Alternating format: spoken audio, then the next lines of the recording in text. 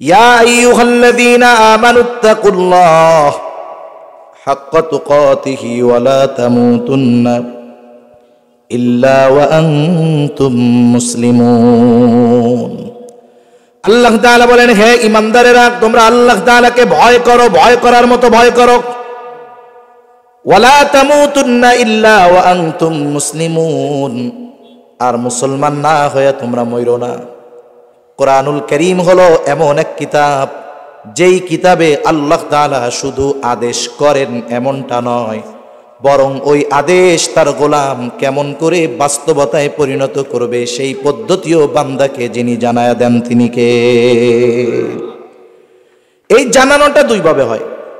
একটা হলো আদেশ করার পরে একেবারে স্পষ্টভাবে এই আদেশ পালনের পদ্ধতি বলে দেন, আর একটা হলো আদেশ পালনের সুস্পষ্ট পদ্ধতি বলে দেন না, তবে রাস্তা তিনি বলে দেন। কিন্তু তাকওয়ার ক্ষেত্রে সুস্পষ্টভাবে বলে দিয়েছেন কেমনে মুত্তাকি হওয়া যাবে। যেমন এক জায়গায় আল্লাহ তাআলা বলেন, ইয়া আইয়ুহাল্লাযীনা আমানুত্তাকুল্লাহ, আল্লাহ তাআলা বলেন, হে ঈমানদারেরা, তোমরা আল্লাহ তাআলাকে ভয় করো। আমরা প্রশ্ন করলাম, আল্লাহ কেমনে করব, কেমনে মুত্তাকি হব? জবাব দিয়ে আল্লাহ তাআলা বলেন, ওয়াকুনু মা'আস সাদিকিন, বান্দারে মুত্তাকি যদি হতে হয় তোমরা সত্যবাদীদের সঙ্গী হয়ে যাও। আল্লাহ তাআলা আবেদিন বলেন নাই যে তোমরা আবেদদের সঙ্গী হয়ে যাও, কইছে সাদিকিনদের সঙ্গী হও। তাহলে সত্যবাদিতা হলো এমন এক গুণ যেটার মধ্যে সব পাওয়া যায়। বুজুর্গানে দিনের কথা কইতেছি আর কি। বুজুর্গানে দিন বলেন, সত্যবাদিতা এমন এক গুণ, বাকি অন্যান্য সব গুণ এর মধ্যে সন্নিবেশিত থাকে। সুবহানাল্লাহ বলেন, একটা তাকবীর দেন, নারায়ে তাকবীর, নারায়ে তাকবীর, নারায়ে তাকবীর। সুলতানুল ওয়াইজিনের আগমন, সুলতানুল ওয়াইজিনের আগমন। আলহামদুলিল্লাহ। কে তোর সে বয়সে বড় না? আবার যদি ওই ছেলেটা একটু ত্যাগ স্বীকার করে, এমন কাউকে বিবাহ করে যে মেয়েটার একটা বাচ্চা হইছে, স্বামী মারা গেছে, স্বামী মারা গেছে, এখন বাচ্চা সহ সে বিয়া করছে, তাইলে কইব যে আমরা মুক্তাগাছার এই কালীর বাজার গিয়া 5 লিটার তেলের সাথে সাবান ফ্রি পাই, আর তুমি ভালো বিয়া কইরা পোলাপান ফ্রি পাইছো। এরকম বলা লোক সমাজে আছে না নাই? এটা নিম্ন মন মানসিকতার পরিচয়, ঠিক কিনা বলেন? যারা এই ধরনের কাজ করে তাদের চাইতে যারা পরকিয়া করে তারা মনে হয় ভালো। মিয়া পরকিয়া যে করে তারে তো সমাজ থেকে বের করে দেওয়া দরকার, আর এই ধরনের সাহসী কর্ম যারা করে এদেরকে পুরস্কার দেওয়া দরকার। যে সমাজের স্রোতের বিপরীতে গিয়ে রাসূল আকরাম সাল্লাল্লাহু আলাইহি ওয়াসাল্লামের এই করণীয় কাজগুলো সমাজের কথায় কান্না দিয়ে যে করতেছে তাকে পুরস্কৃত করার দরকার ছিল। 25 বছর বয়স, নবীজির কাছে এইবার খাদিজাকে বলে তুমি প্রস্তাব দাও। খাদিজা বলে আমি যদি মুহাম্মদকে প্রস্তাব দেই, সে যদি ফিরায়া দেয় লজ্জা পাবো। বান্ধবী বলে আমি তাইলে তোমার পক্ষ থেকে প্রস্তাব দেই। বলে না, তুমি যাও, অনুমতি দিলাম, তার মনোভাবটা একটু বাছাই করো, যাচাই করো। এইবার ওই মেয়েটা চলে আসছে নবীজির কাছে, বলে মুহাম্মদ বয়স তো কম হলো না, বিবাহ শাদী কি করবা না? বলে আমার তো কোনো টাকা পয়সা নাই, বিবাহ শাদী কেমনে করব? বলে কোনো কেউ যদি তোমার সব খরচ বহনের দায়িত্ব নেয় তাহলে তুমি কি রাজি আছো নাকি?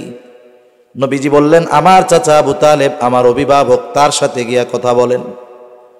আবু তালেবের সাথে কথা হলো, লম্বা কথা। সর্বশেষ আবু তালেবের খুতবায় খাদিজাতুল কুবরার আমার আপনার নবীজির সাথে বিবাহ হয়ে গেল।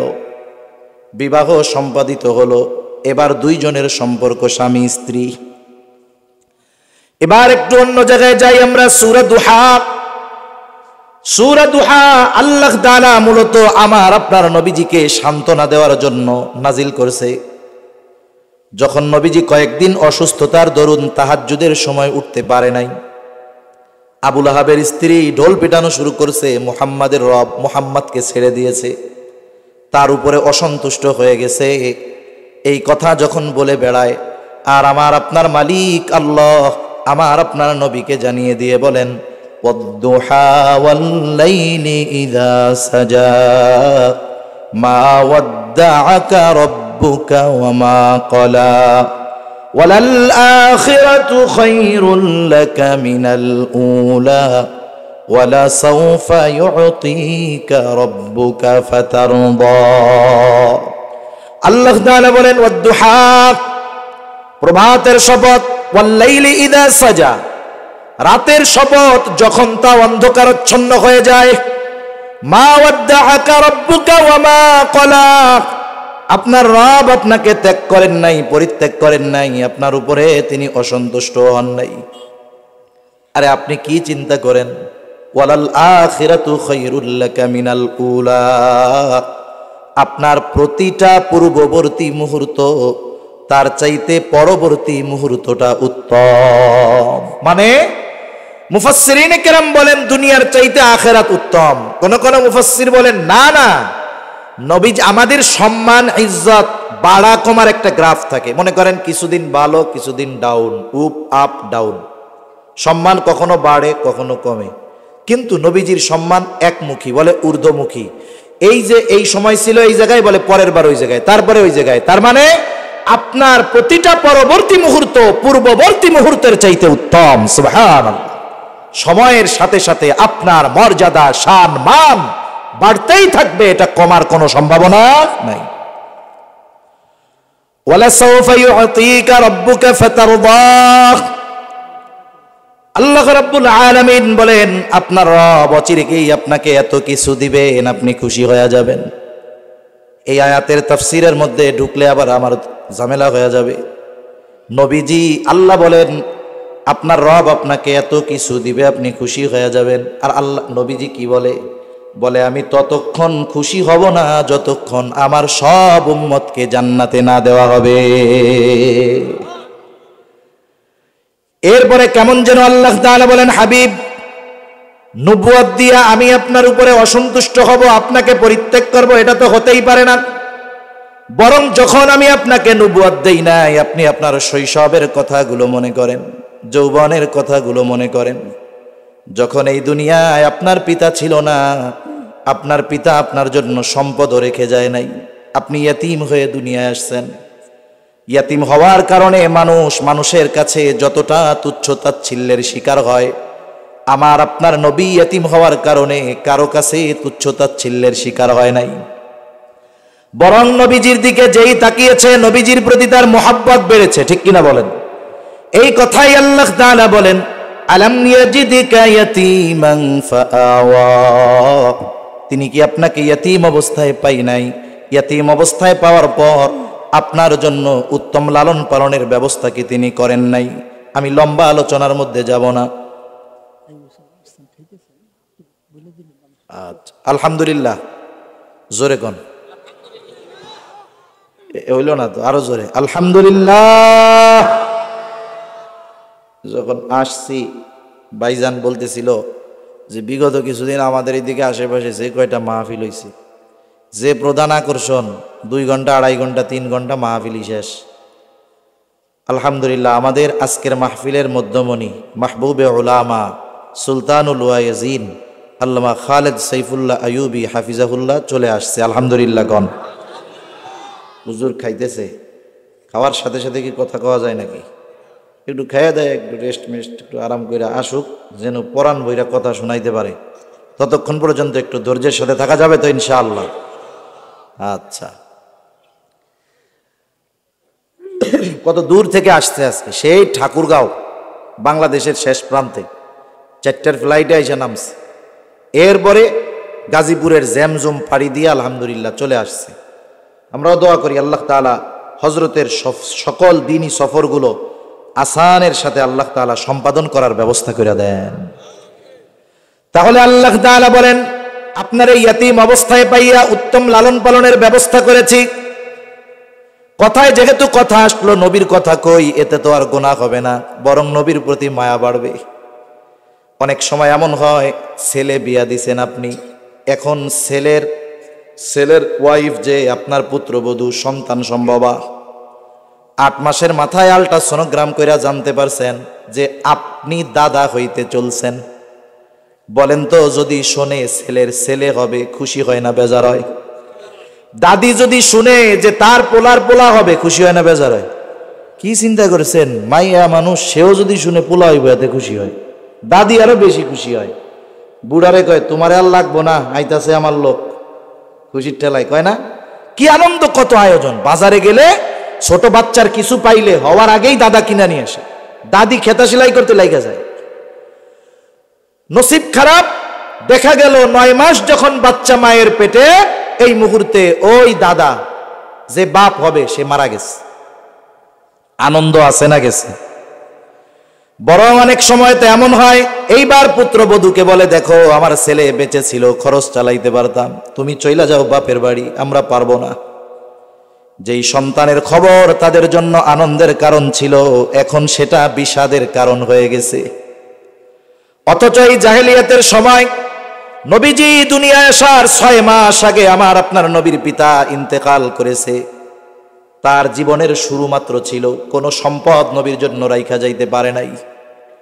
আব্দুল মুত্তালিব আমেনাকে বলে নাই, ও আমেনা, তোমার স্বামী আব্দুল্লাহ কোনো সম্পদ তো রেখে যায় নাই, তুমি মদিনা চলে যাও। আরে ঐতিহাসিকেরা লেখে, আব্দুল্লাহ মারা যাওয়ার পর আব্দুল মুত্তালিবের তত্ত্বাবধানে আমেনার যত্ন সেবা আরো বেড়ে গেছে।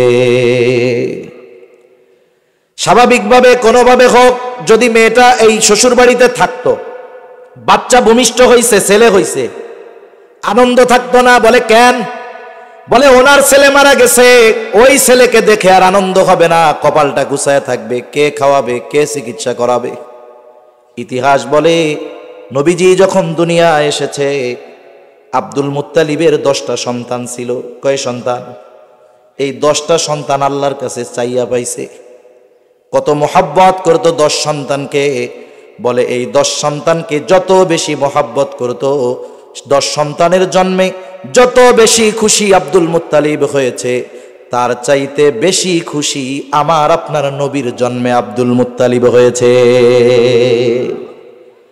জন্ম হওয়ার পরে কয় নাই এখন যাওগা নানা বাড়ি নিয়ে লালন পালন করো, আমরা খরচপাতি দিতে পারুম না। বরং সময়ের সাথে সাথে মোহাব্বত আরো বাড়ছে। নবীকে যেই দেখছে মোহাব্বত বাড়ছে। তার মানে ইয়তিম হওয়ার কারণে নবীজি কারো কাছে নিগ্রহের শিকার হন নাই। যদিও বাবার সম্পদ ছিল না, এই যে ইয়তিম নিগ্রহের শিকার হয় নাই, সকলে মোহাব্বত করে। বলেন তো, ইয়াতিম নবীর প্রতি মোহাব্বত সকলের অন্তরে যিনি ঢেলে দিয়েছেন তিনি কে? এ কথাই আল্লাহ বলেন, ইয়াতিম হিসাবে পাবার পর উত্তম লালন পালনের ব্যবস্থা আমি করেছি। ওয়াজাদাকা দাল্লান ফাহাদা। দাল্লুন শব্দের অর্থ হবে দুইটা, একটা হলো পথ ওয়াজানা, আর একটা হলো পথভ্রষ্ট। বলে একজন পথ চেনার পরেও পথচ্যুত হয়, এটাকে বলে পথভ্রষ্ট। আর নবী তো পথ চেনেই না। আল্লাহ তাআলা বলেন, আপনি পথ সম্পর্কে বেখবর ছিলেন, অজানা ছিল, আমি আপনাকে সঠিক পথ চিনায়া দিয়েছি। এই জন্য বলে হেদায়েত হলো আল্লাহর পক্ষ থেকে সবচাইতে বড় সম্পদ। আর এই হেদায়েতের একচ্ছত্র আধিপত্য কার হাতে? জোরে বলে। দুনিয়ার কেউ কাউকে হেদায়েত দিতে পারে না। এই দ্বীনের পথ পরিচয় করিয়ে দেন যিনি, তিনি কে? যেমন রাসূল সাল্লাল্লাহু আলাইহি ওয়াসাল্লাম চাচা আবু তালেব কত খেদমত করছে ইসলামের। মরার সময় যখন কালিমা নসিব হয় নাই, মন খারাপ, কয় আপনি শুধু লা ইলাহা ইল্লাল্লাহ কোন, বাকিগুলা দেখবো না। এইটুকুও নসিব হয় নাই, নবীজির মন খারাপ। আহারে, চাচা এত মহব্বত করছে, এই চাচা কালিমাটা পড়া মরতে পারলো না। আল্লাহ তাআলা বলেন, ইন্নাকা লা তাহদি মান আহবাবতা ওয়ালাকিন্নাল্লাহা ইয়াহদি মান ইয়াশা। আপনি যাকে ভালোবাসেন তাকে হেদায়েত দিতে পারবেন না, বরং আল্লাহ তাআলা যাকে চান তিনি তাকেই হেদায়েত দেন। সেজন্য দ্বীনের উপরে চলতে পারা আল্লাহ তাআলার পক্ষ থেকে সবচেয়ে বড় নেয়ামত। একথাই আল্লাহ তাআলা বলেন, আপনার পথ অচেনা ছিল, আপনাকে আমি সঠিক পথ চিনিয়ে দিয়েছি। এরপরে আল্লাহ তাআলা বলেন, ওয়াজাদাকা আইলান ফাআগনা। আরে নবুয়তির আগে আপনি নিঃস্ব ছিলেন, টাকা পয়সা ছিল না। ফাআগনা, আমি আপনারে ধনী বানায় দিয়েছি। এই আয়াতের তাফসিরেও মুফাসসিরিনে কেরাম বলেন খাদিজার সাথে নবীজির সাথে বিবাহ হয়ে গেল। খাদিজা এবার আমার আপনার নবীজিকে বলে, মুহাম্মদ, এতকাল আমাদের মধ্যে সম্পর্ক ছিল একরকম, আজকে থেকে আর এক রকম। আজকে তো আমি আপনার, সুতরাং আমার যা আছে তাও সব আপনার। মুহাম্মদ, আমার যত সম্পদ আছে আমি সব সম্পদের মালিকানা আপনাকে দিয়ে দিলাম। আপনি যেখানে খুশি, যেভাবে খুশি, যত খুশি ব্যয় করবেন, কোনো অসুবিধা নাই। কারণ আমি যেহেতু আপনার, আমার সব সম্পদ আপনার। আল্লাহ তাআলা বলেন, আপনি তো বিয়া হইছে আপনার সাথে খাদিজার, আর এই সেটিং আমি আল্লাহ কইরা রাখছি। সুবহানাল্লাহ বলেন। আরবের সবচাইতে সম্ভ্রান্ত নারীর সাথে বিবাহ আমি আল্লাহ সিস্টেম করেছি। শুধু তাই না, স্বতঃস্ফূর্তভাবে সে তার সব সম্পদের মালিকানা আপনাকে বানিয়ে দিয়েছে। আপনি বলছেন আমি নিঃস্ব, বিয়া করতে পারবো না, খালি বিয়া হইছে আর আপনাকে আমি আল্লাহই স্বাবলম্বী বানিয়ে দিয়েছি। সুবহানাল্লাহ। তাহলে যারা বলে নবীজি সম্পদের লোভে বিবাহ করেছেন, তারা নিঃসন্দেহে নবীর ব্যাপারে মিথ্যা বলে, ঠিক কিনা বলেন? আরেকটা বিষয় বলা দরকার, কাফেররা অপবাদ দিত, ইসলাম বিদ্বেষীরাও অপবাদ দেয়, বলে তিনি তার পুত্র বধূকে বিবাহ করেছেন। নাউজুবিল্লাহ। আগে বলেন কোন হিসাবে বলে? বলে যায়েদ রাদিয়াল্লাহু তাআলা প্রথম গোলাম ছিল খাদিজার। বিবাহের পরে খাদিজা যায়েদের ব্যবহারে মুগ্ধ হয়ে নবীজিকে হাদিয়া দিছে। নবীজির কাছে যায়েদ গোলাম হিসাবে আছে। যায়েদ আসলে গোলাম ছিল না, একদিন বাজারে হারায় গেছে, এক লোক করে নিয়ে বাজারে বিক্রয় করে দিছে গোলাম বইলা। যায়েদের মা বাবা তন্ন তন্ন করে বছরের পর বছর খোঁজ খবর করবার পর একদিন খোঁজ পাইল যে তাদের সন্তান মক্কায় মুহাম্মাদের কাছে গোলাম হিসাবে আছে। চলে আসছে মক্কায়, আয়েশা এবার পরিচয় দিচ্ছে, আমি হইলাম যায়েদের মা, আমি আব্বা। যায়েদও তাদেরকে চিনেছে, তারাও যায়েদকে চিনেছে। নবীজি বলেন কোনো টেনশন নাই, আমি আজাদ করে দিলাম, আপনি এরে নিয়ে যান। কিন্তু এই শিশু বালক নবীজির আচরণে এতটা মুগ্ধ হয়ে গেছে, মা বাপরে কয় তোমরা যাও গা, আমি যাবো না, আমি নবীর কাছে থাকবো। জোরাজুরি কইরা নিতে পারে না। এইবার মা বাবা বলে ঠিক আছে তুমি থাকো, মাঝে মধ্যে আইসা আমি তোমাদেরকে দেখা যাব। মা বাবা চলে গেছে।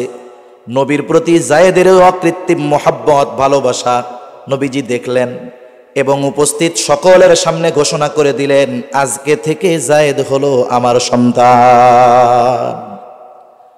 কি সন্তান? পালক সন্তান। জাহেলিয়াতের সময় একটা কুসংস্কার ছিল, পালক পুত্রকে নিজের পুত্র মনে করা হইতো। নিজের পুত্র যেমন বাপ মরে যাওয়ার পরে ওয়ারিশ হিসাবে সম্পদ পায়, অনুরূপভাবে পালক পুত্র ওয়ারিশ হিসাবে সম্পদ পাইত। নিজের পুত্রবধূকে যেমন বিবাহ করা যায় না, পালক পুত্রের স্ত্রী যদি সে ছেড়ে দিত তাকেও জাহেলিয়াতের সময় বিবাহ করা যাইত না। এটা যুগ যুগ নয়, শতাব্দীর পর শতাব্দী ধরে চলে আসছে। অনেক সময় আছে যে কিছু বিষয় আছে যেটা বলার চাইতে করলে প্রভাব পড়ে বেশি, বলার চাইতে করলে প্রভাব পড়ে বেশি। সজাগ আছেন তো? তাকবীর দেন একটা, নারায়ে তাকবীর, নারায়ে তাকবীর। মাশাআল্লাহ। শীতও কম কম আছে, গরমও বেশি নেই, এর মধ্যেই ওয়াজ শুনে আরাম। আবার আছে খেয়াল, কত যে আরাম। কত জায়গায় দেখি এত সুন্দর মন্দির করে প্যান্ডেল করছে, পলিথিন বিছায়া রাখছে, মানুষজন বাইরে দিয়ে হাঁটে, বসে না কেন? কয় হুজুর উপরেও ঠান্ডা, ফাঁসাও ঠান্ডা, বসার উপায় নাই, ঠান্ডা লেগে গেছে, আধা ঘন্টা বৈশা যা কন আমরা মাইকে শুনতেছি। কিন্তু আলহামদুলিল্লাহ ময়মনসিংহের মানুষ ওয়াজও শুনে, ওয়াজ শুনাইতে হয় কেমনে তাও জানে। বসলে গরম হবে, মাগার আর উঠতে মন যাবে না। তাহলে কিছু সময় আছে বলার চাইতে করলে ফায়দা বেশি। একটা উদাহরণ দেই তাইলে বুঝতে সহজ হবে। হুদাইবিয়ার সন্ধি যে বছর হয়েছে, মূলত সন্ধি তো হওয়ার জন্য গেছিল না, গেছিল তো সাহাবায়ে কেরাম ওমরা করার জন্য। বাইতুল্লাহ জিয়ারত করবে, সবাই একটু নিজের বাড়িতে যাবে। প্রায় 5 বছর পরে যাইতেছে। মক্কা থেকে, মদিনা থেকে মক্কার রাস্তার 10 ভাগের 9 ভাগ অতিক্রম করছে, অল্প কিছু দূর বাকি। এই মুহূর্তে কাফেররা বাদশাইদা বসছে, যাইতে দেওয়া যাবে না। লম্বা কথা সংক্ষেপে, ওই জায়গায় একটা কুয়া আছে, কুয়ার নাম হুদাইবিয়া। কুয়ার নাম অনুসারেই এইটার নাম হয়ে গেছে হুদাইবিয়ার সন্ধি। চুক্তি একটা হয়েছে, চুক্তির যতগুলো ধারা সবগুলো দৃশ্যমান কাফেরদের পক্ষে, মুসলমানদের বিপক্ষে। এবছর ঢুকতে পারবা না, কেউ যদি মক্কা থেকে মদিনায় চলে যায় তোমরা ফেরত দিতে বাধ্য, কিন্তু মদিনা থেকে কেউ মক্কা আসলে আমরা ফেরত দিতে বাধ্য না। মানে যা কইছে সব মুসলমানদের বিপক্ষে আর কাফেরদের পক্ষে। নবীজি সিগনেচার করছে। ওই সিগনেচার করার সময় আল্লাহর নবীর মুআজিজা প্রকাশ পাইছে। নবীজি লিখতে পারতেন না। এখন নবীজি লিখতে পারতেন না, আলী রাদিয়াল্লাহু তাআলা আনহুরে দিয়ে লেখাবে, লেখো মুহাম্মাদুর রাসূলুল্লাহ। কাফেররা কয় এইটা যদি মানি তো আর ঝামেলা থাকে নাকি, মুহাম্মদ বিন আব্দুল্লাহ লেখো। এইটা লেখার সাহস কেউ করে নাই। নবীজি আল্লাহর কুদরত নিজেই লেখছে মুহাম্মদ বিন আব্দুল্লাহ। মন এত খারাপ, ওমর রাদিয়াল্লাহু তাআলা আনহু বলে, ইয়া রাসূলুল্লাহ আপনি কি নবী নয়? মুহাব্বতের ঠেলায় কইতেছি। অনেক সময় বুড়া বাপ ওষুধ খায় না, সন্তান একটু রাগ হয়ে কয় না, না আপনার জ্বালায় বাঁচি না, আপনি ওষুধ খান না কেন? আসলে এটা মুহাব্বত থেকে বলে, বাপও বুঝে, নবীও বুঝতেছে যে এই জন্য বলছে। সবার মন খারাপ, বৈশা আছে এক জায়গায়, খেয়াল আর একদিক। আইছিলাম কি হইল, সব বিপক্ষে গেল, চুক্তিটা পক্ষে থাকলে কিছু একটা হইতো। এমত অবস্থায় নবীজি উপস্থিত সকলকে বলতেছে মাথা মুন্ডায় ফেলো, আর যার সাথে যেই জন্তু আছে সেটাকে কোরবান দিয়ে দাও। 3 বার বলছে, 3 বার, কারো কোনো খবর নাই। এইবার উম্মে সালামা রাদিয়াল্লাহু তাআলা আনহা ওই সফরে নবীজির সাথে ছিলেন। তাবুর মধ্যে গিয়া সব খুইলা বলছেন এই অবস্থা। উম্মে সালামা রাদিয়াল্লাহু তাআলা আনহা বলে, ইয়া রাসূলুল্লাহ আপনার সাথীরা কখনোই এমন নয়, তারা হয়তো মনের দিক দিয়ে মনোকষ্টে আছে, আপনার কথা হয়তো খেয়াল করে নাই। আপনি আদেশ করবেন আর এরা না কইরা বসে থাকবে, এটা হতে পারে না। আপনার কিছুই বলার দরকার নাই, আপনি আপনার জন্তুটা নিয়ে তাদের সামনে জবাই করে দেন। নবীজি এবার নিজে প্রাণীটাই না জবাই যখন করলো, কিছুই বলা লাগে নাই, সকলে উঠে গেছে মাথা মুন্ডায়া, যার সাথে যেই জন্তু ছিল সেগুলো সব কোরবান করে দিল। তার মানে কিছু কিছু সময় আছে বলার চাইতে করলে প্রভাব পড়ে বেশি। আল্লাহ তাআলা হয়তো আয়াত নাজিল করে জানায়া দিতে পারতেন যে পালক পুত্র ঔরসজাত পুত্রের মতো নয়, কিন্তু আল্লাহ তাআলা চাইলেন আমার আপনার নবীর মাধ্যমে এই কুসংস্কারের কবর রচনা করায়া দিবেন। যায়েদ রাদিয়াল্লাহু তাআলা আনহার সাথে যায়নাব বিনতে জাহাশের বিবাহ হয়েছে, নবীজির ফুফাতো বোন, বনাবনি হয় না। যায়েদ রাদিয়াল্লাহু তাআলা আনহু একদিন নবীজির সামনে সাংসারিক বিষয়ে আলোচনা করতে করতে হঠাৎ করে তালাক দিয়া বসছে। রাসূল আকরাম সাল্লাল্লাহু আলাইহি ওয়াসাল্লামকে আল্লাহ তাআলা নির্দেশ দিয়ে দিলেন এবার আপনি তারে বিয়া করবেন, ইদ্যতকালীন সময় শেষ হবে, বিয়া করবেন। নবীজি চিন্তা করে কামড়া হইল কি, একেবারে স্রোতের বিপরীতে। গোটা আরব সমাজ একদিকে, নবীজির কর্ম যাবে আর একদিকে। চিন্তা করতেছেন এই কাজটা কেমন হবে। আর আল্লাহ তাআলা বলেন মা কানা আলান নবী মিন হারাজিন ফীমা ফারাদাল্লাহু লাহ। আরে আপনি এইটারে মন্দ মনে করেন কেন? মা কানা আলান নবী মিন হারাজিন ফীমা ফারাদাল্লাহু লাহ। আল্লাহ তাআলা নবীদের উপরে যেই বিষয়টা কার্যকর করতে বলেন, ফরজ করেন, এতে চিন্তা ভাবনার কোনো কিছু নাই, খারাপ মনে করার কোনো কিছু নাই। সারা পৃথিবী খারাপ মনে করুক, আপনার নির্দেশ এটা আপনি করবেন। সমাজের বিপরীতে গিয়ে, স্রোতের অনুকূলে গিয়ে নবীজি যায়নাব বিনতে জাহাশকে বিবাহ করলেন। যায়নাব বিনতে জাহাশের বিবাহ কিন্তু জমিনে হয় নাই। যায়নাব বিনতে জাহাশ উম্মাহাতুল মুমিনিন, অন্যান্য যারা ছিলেন তাদের সাথে ফখর করে বলতেন, শোনো তোমাদের বিবাহ সম্পাদিত হয়েছে জমিনে, আর আমার বিবাহ সম্পাদনা করেছেন আল্লাহ আরশে আজিমে। বিবাহ হয়ে গেছে, কাফেররা তো শুরু করে দিছে, দেখ পোলার বউরে বিয়া করছে। আর আল্লাহ তাআলা বলেন মা কানা মুহাম্মাদুন আবা আহাদিম মির রিজালিকুম ওয়ালাকির রাসূলুল্লাহি ওয়া খাতামান নবিয়্যিন। আল্লাহ তাআলা বলেন মুহাম্মদ সাল্লাল্লাহু আলাইহি ওয়াসাল্লাম তোমাদের কোন পুরুষের পিতা নন, ওয়ালাকির রাসূলুল্লাহ, তিনি হলেন আল্লাহ তাআলার রাসূল, খাতামান নবিয়্যিন, তিনি হলেন শেষ নবী। শুধু তাই না, নবীদের কোনো ওয়ারিশ নাই, নবীদের সম্পদের কোনো ওয়ারিশ নাই। নবীদের সম্পদ হলো ইলম, আর এই ইলম যারা গ্রহণ করবে মূলত তারাই হলো নবীদের ওয়ারিশ। ইন্নাল উলামা ওয়ারাসাতুল আম্বিয়া। তাহলে বলেন, যারা বলে যে নবীজি সাল্লাল্লাহু আলাইহি ওয়াসাল্লাম পুত্রবধূকে বিবাহ করেছেন, এটা নিঃসন্দেহে ডাহা মিথ্যা কথা। এটার বিষয়ে একটা মাসালাও জানা দরকার আমাদের, অনেকে জানে না। অনেক নিঃসন্তান দম্পতি আছে না, বাচ্চা কাচ্চা হয় না। এখন একজন গরিব মানুষ পোলাপান পালতে পারে না, এটারে বেঁচে দিতে চায়, বয়স হলো 3 বছর। এই ছেলেটাকে আইনা লালন পালন শুরু করছে। মা কত আদর করে, পালক মা, সন্তান নাই।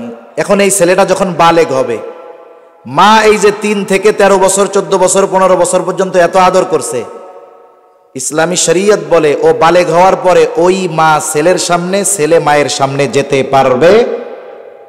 মেয়ে একটা আনছে 3 বছরের, বাপ কত আদর করে, পালক বাপ কত চুমা দিছে কপালে, ঠোঁটে, থুতনিতে। এবার মেয়েটা বালেগা হয়ে গেছে। ইসলাম কি বলে যে এই প্রাপ্ত বয়স্কা পালক কন্যার সামনে বাপ যাইতে পারবে না, কন্যাও বাবার সামনে যেতে পারবে না। এটা হলো সাধারণ মাসালা। তবে যদি বিষয়টা একটু ভিন্ন হয়, যেই ছেলেটা এনেছে তার বয়স 2 বছরের কম। কয় বছরের কথা বলেন? কয় বছরের? আরবি হিসাবের 2 বছরের। দুধ যে পান করাইব 2 বছর, ইংরেজি হিসাবে নাকি?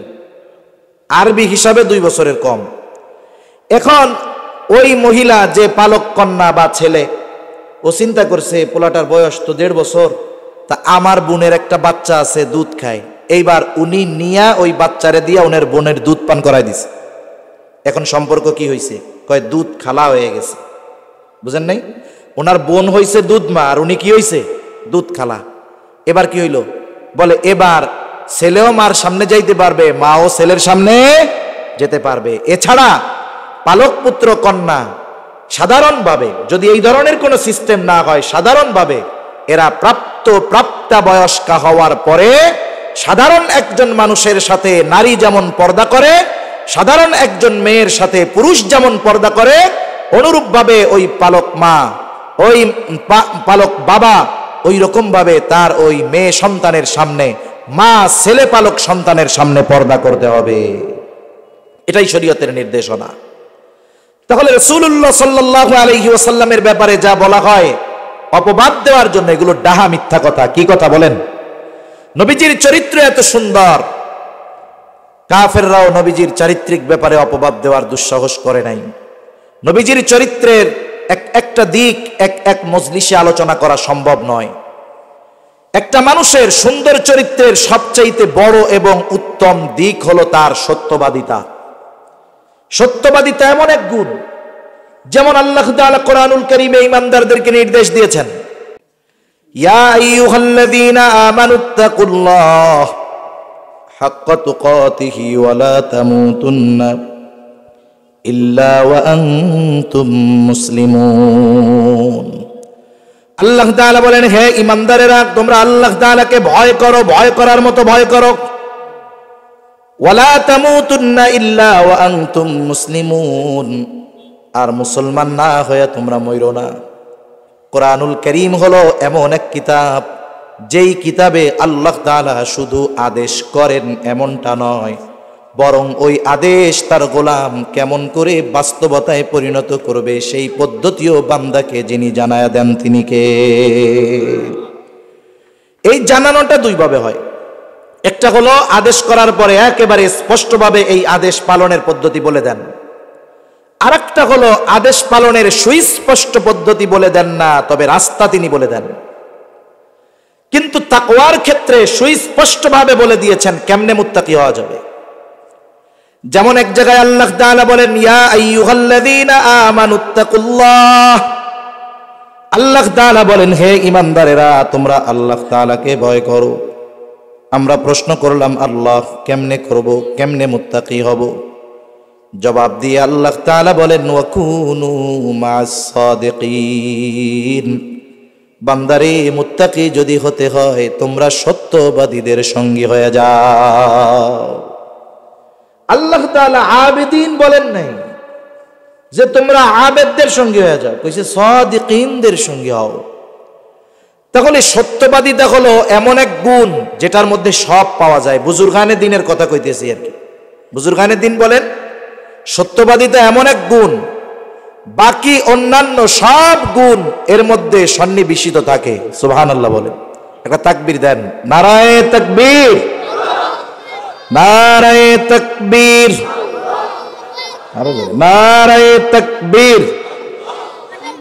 সুলতানুল ওয়াইজিনের আগমন, সুলতানুল ওয়াইজিনের আগমন। আলহামদুলিল্লাহ, আল্লাহ তাআলা এমন এক চেহারা দিছে, মাহফিলে যাওয়ার কথা 10টায়, রাস্তাঘাটে জ্যাম, যাইতে যাইতে পাচ্ছে 2টা। মোহাব্বতে লোকজন বৈশা আছে না, আল্লাহর বান্দা বৈশা একটা হাসি দিব, আর একটু আগে পান খাইয়া যে ঠোঁটটা লাল করে আসছে, লাল ঠোঁটের সুন্দর চেহারার হাসি দেওয়ার সাথে সাথে 4 ঘন্টা বৈশা থাকার বিরক্তি মুহূর্তের ভিতরে খালাস, হযরত চলে আসছে।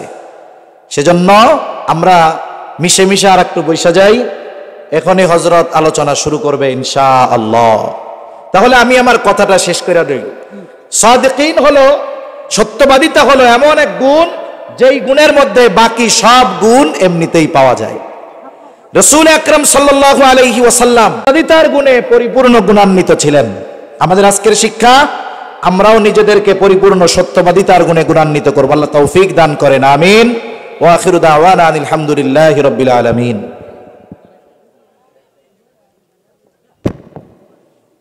ছাত্র কই?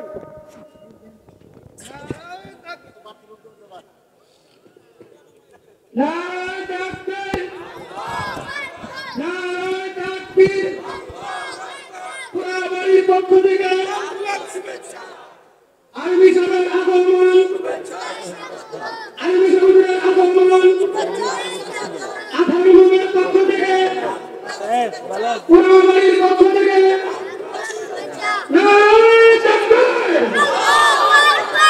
শুকরিয়া।